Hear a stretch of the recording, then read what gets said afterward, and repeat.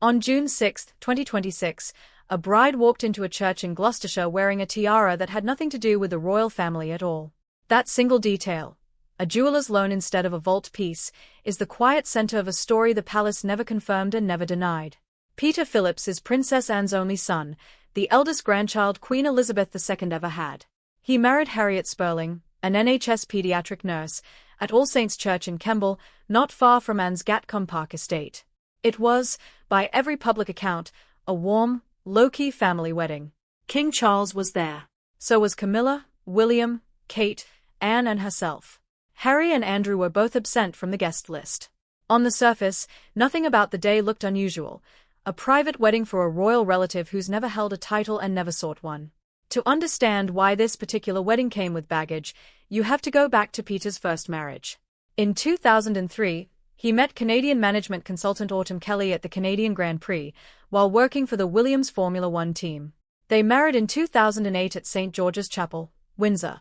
The same chapel where Harry and Meghan would marry a decade later, with the late Queen and Prince Philip among the guests. Before the wedding, Autumn gave up her Catholic faith, a step required at the time under the rules governing royal succession.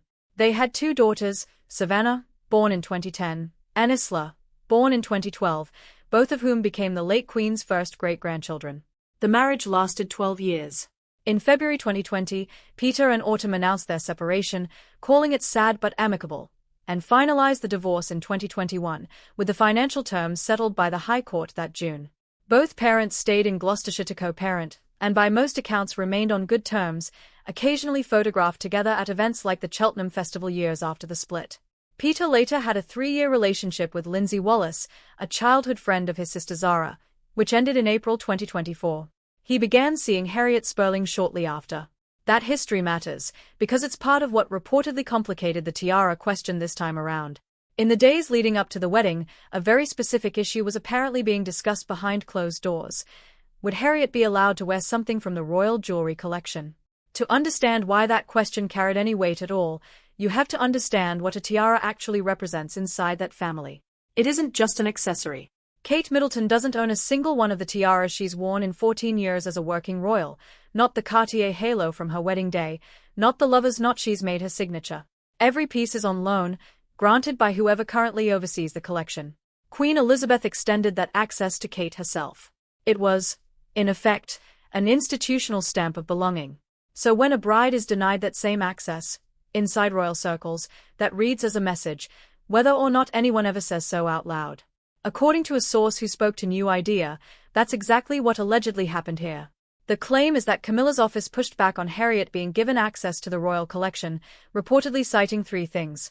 That Peter holds no formal title, that this was a second marriage for both Peter and Harriet, and that Harriet isn't part of the family by blood.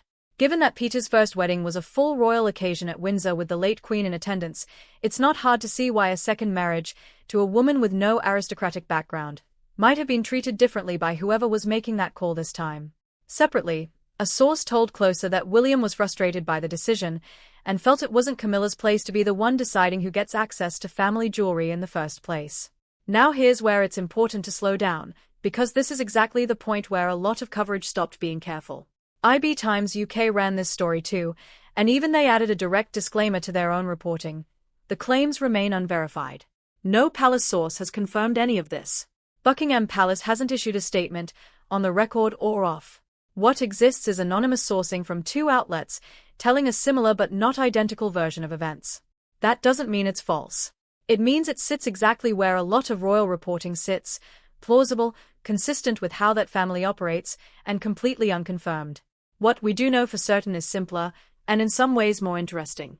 Harriet didn't end up wearing anything from the royal vault.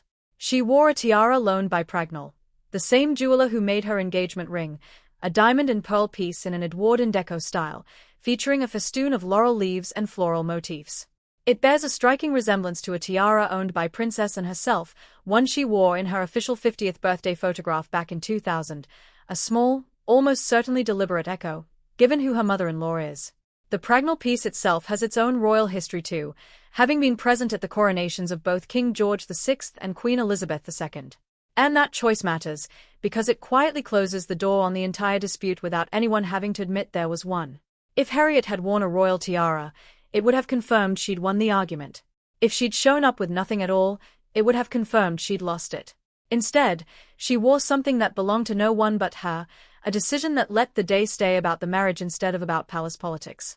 It's worth putting this in context, because tiara access has actually been a point of quiet negotiation in this specific family before, more than once. At Peter's first wedding, tiaras weren't even part of the conversation in the same way, since Autumn wasn't photographed in one at St. George's Chapel. But his sister's wedding tells a different story.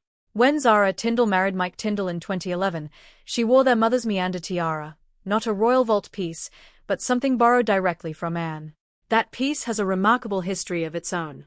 It's a Greek key-style design reflecting Anne's Greek royal heritage through Prince Philip, originally belonging to Philip's mother, Princess Alice, who gave it to Elizabeth as a wedding present in 1947.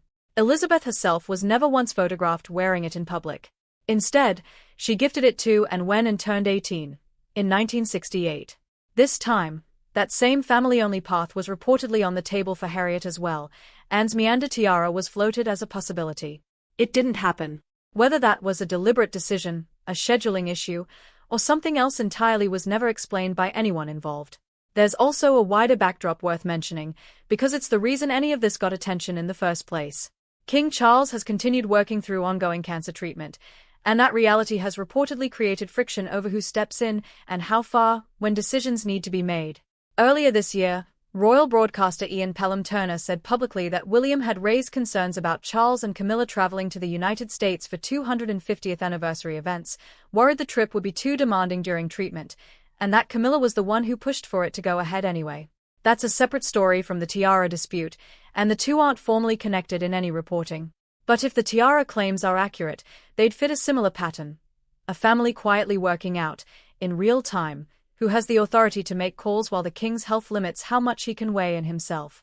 None of that has been confirmed either. It's context, not conclusion. What actually happened at Kemble on June 6 is easy enough to describe. A nurse married a man on his second trip down the aisle, in a church near his mother's estate, wearing a tiara she chose herself. The photographs that came out of the day show a warm, unremarkable wedding.